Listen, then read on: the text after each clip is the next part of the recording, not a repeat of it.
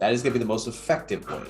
The problem, though, is that when you're promoting a specific product, you're at the mercy of that specific product's ROAS and LTV. Google's claim to fame, their algorithm says, give me 100 products, I'll sell whatever sells the best, the most frequent. Increasing AOV is not necessarily, again, moving a market, but it's reacting to a market and leveraging that reaction of that market. It says, wouldn't it be better to do a breakout of standard shopping for a sale like this versus PMax, since that sale might stop? I actually have seen something that is really interesting, Kate, on this same issue here, that inside of, let's just say, this client, check this out. If we look at the last 7 days, here's what's really interesting, is there's a risk that I found in running standard shopping for a product, because with inside of PMax, you also have to identify what was the channel that was running and why.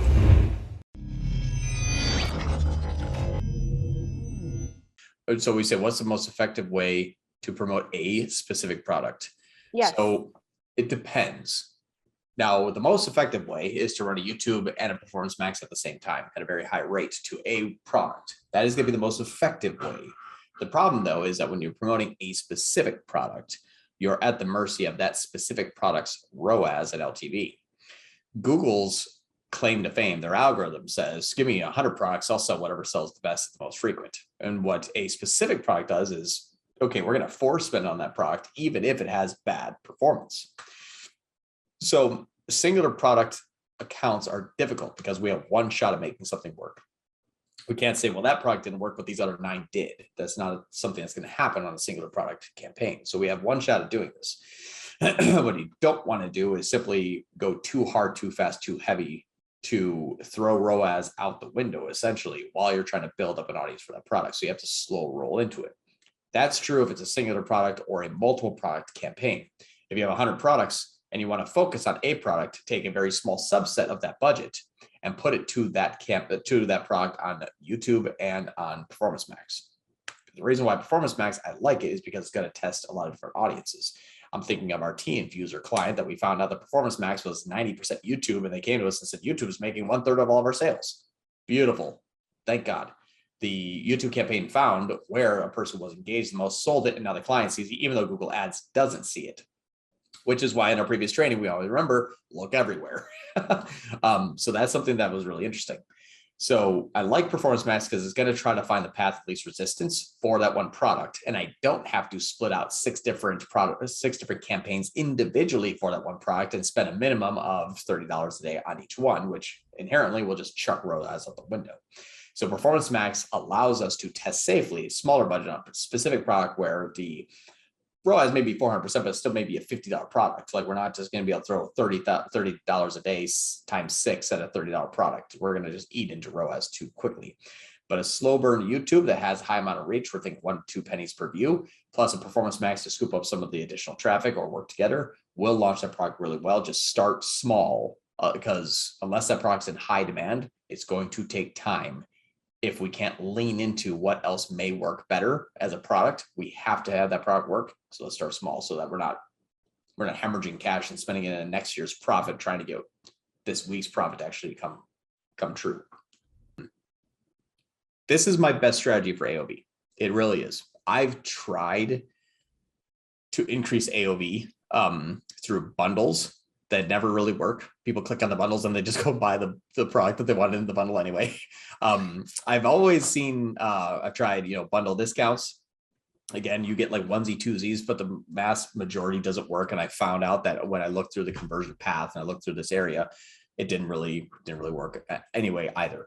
So this is the best way that I've been able to find to increase average order value, which is simply reacting to what is currently happening on their site.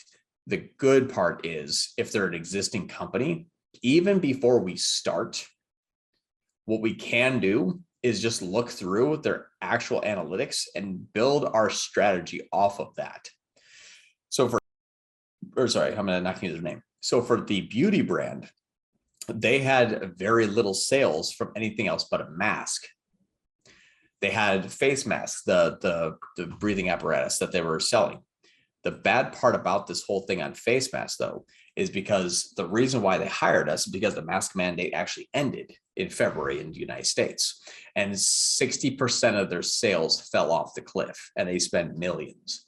So that was a nope, never going to happen again. Do not do this. What happened was they had a big campaign that just sold masks, and then nothing else was actually selling. So their core products that actually had a higher AOV, that actually had a better LTV, weren't selling. They were making tons of cash, but as soon as the mandate lifted that says you're by law, you have to have one of these, once that stopped, their business tanked. So when they hired us, I said, I'm going to go back and just sell anything that sells of your core products without masks. And then whatever starts to sell, I will break out into new campaigns and then put a daily ad spend on that campaign as to what has the best result. Now, that was the first test I ever did that on was with that client. So it was kind of speculative. I'm like, man, I really hope this works. And it has worked. And it's worked better than it did in smart shopping because this is now more cold traffic with the inclusion of DSA. So increasing AOV is not necessarily, again, moving a market, but it's reacting to a market and leveraging that reaction of that market. This is not a glitch. I'm interrupting the video you're watching because I need to remind you that I'm always looking for people to join our team. So if you're passionate about Google Ads and you want to work with the best Google Ads agency on the planet, please go to so8.com/apply. Speaking of working with the best Google Ads agency on the planet, if you're having trouble with Google Ads and you want professional help, that's what we do. You can go to so8.com, that's SOL8.com, to apply for your free, no obligation action plan. And if I've given you any level of value at all, maybe think about giving me a thumbs up and subscribing to our channel. That's how we juice the YouTube algorithm so they actually know that I know what I'm talking about. If you have questions, comments, concerns, or confessions, hit me below in the comments. And now, back to your regularly scheduled program. Okay. The other topics that we're covering today are sales to increase LTV, and then seasonality campaigns, once a year promos and twice a year promos. So list again. Sales to increase LTV, seasonality campaigns, once a year promos, and seasonality campaigns, twice a year promos. Got it. What's really interesting is the same tactic that I use for AOV, I also use for LTV, but I just identify the client's LTV first. And that's where the identifying of the LTV comes into play a lot. So if you go into the client's analytics, a lot of times you'll be able to see, is it the most product sold, but there's also more of a repeat version of that product. Or like if they buy a product A, are they going to buy product A 50 times? We have clients that do that. It's like a pet medication company that I'm talking about. They have people that are going to buy the same product 12 times a year. So that's good LTV. The LTV factor, we're not going to be able to identify on our own. That has to come from the client if we don't have a third-party attribution tool like Norbeam or Lifetimely or By the Numbers, anything like that. So usually we're going to have some sort of help from the client to identify an LTV from the first product purchased. That usually is the best path. LTV per customer is also something that can be measured. However, it's less important to a marketer because if it says, yes, each one of my clients is worth $65, I'm like, cool. Is that the people that buy the pencil or the eraser? So we have to actually find the first product that was sold in order to identify an LTV of that first product. And then if that holds true, you market that first product more often.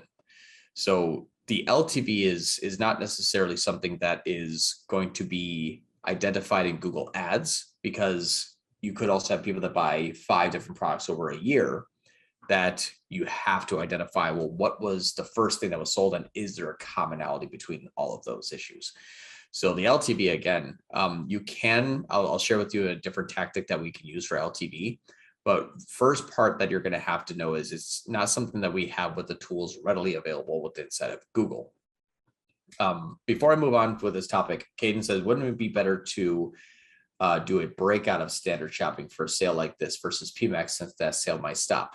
I actually have seen something that is really interesting, Caden, on this same issue here, that inside of, let's just say, this client, check this out. If we look at the last 7 days, here's what's really interesting, is there's a risk that I found in running standard shopping for a product, because with inside of PMax, you also have to identify what was the channel that was running and why. And here's what's crazy. 444 conversions on this product here in the last 7 days. Going into the products section, which is the shopping, and then overlaying the conversion cost, conversion value by cost, all the good stuff here. Out of 444, we made 9 on shopping. So we have 435 that did not come from shopping at all. So if I was to run a standard shopping for this, it may not work. I know standard shopping will not work for this client specifically because the CPCs on shopping, just to kind of scratch the surface, are too low, and our competitive advantage is too low. The client that we're talking about here spends 1/12 of what their competitors do for the same product just on shopping. So if I could boost this up to a $14 CPC, which I already tested, found out didn't work, and then stopped. If I can boost this up to a $14 CPC, I can win on standard shopping or even inside of Performance Max, for example.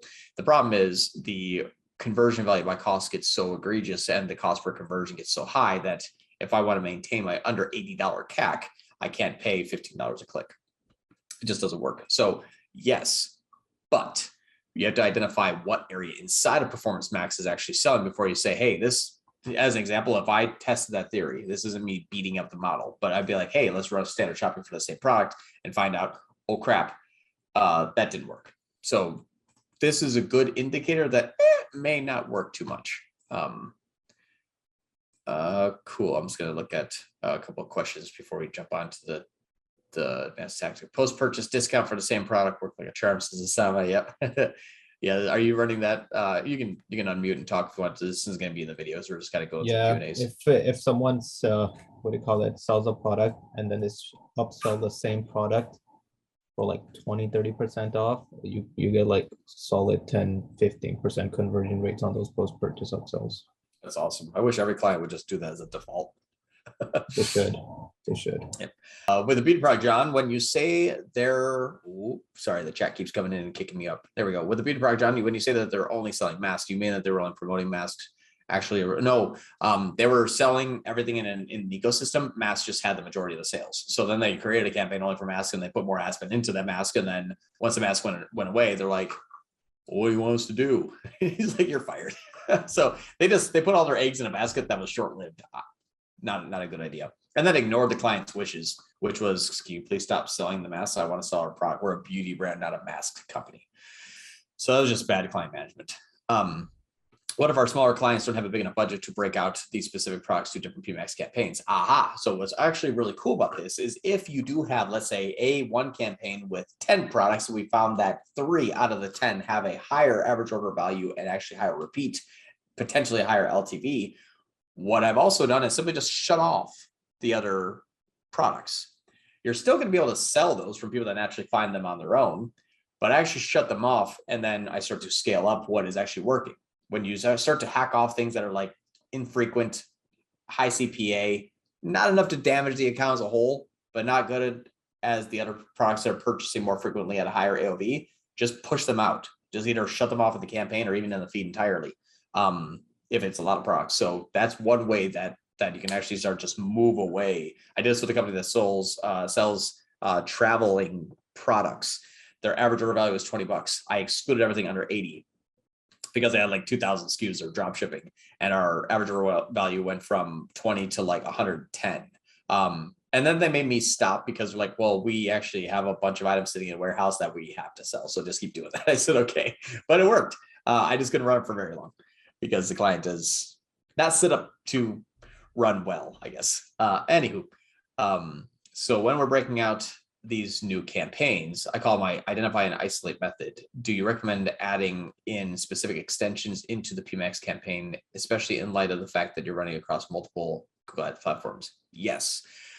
I also turn off URL expansion. So that's something that you want to make sure, because URL expansion is going to pull in brand campaign and it's actually going to ignore the product that's actually being sold. But a good rule of thumb is build multiple asset groups that are all, make sure they're not going to the homepage, but to that specific product page, or even collection page where the product page exists, in case there is other products on that page that are very similar that might be purchased in addition to or instead of. But the URL expansion enables DSA. That's right. If you're running a PMax campaign and you enable URL expansions, DSA enables. If you turn off URL expansion, it's only going to send traffic to two areas: the product in your feed via the feed link or the asset group that's been identified. So you can turn off URL expansion and start to only send traffic to the asset groups, or you can leave URL expansion on, but exclude every other page on the website, but like the 5 pages that you can allow it to go to if it wants to. So that's something to do. But that's, again, so unique. I don't have a general rule of thumb. But if you want to run different extensions, you can run promotion extensions, dynamic image extensions on search. Usually that will already kind of be pulled in from your asset group though. But if you want to run promotion extensions, or you can't really run site link extensions unless you want to have support things like About Us or like, our daily deals, like who knows, it's like something to kind of maybe get some fast, easy, cheap wins. But yeah, cool.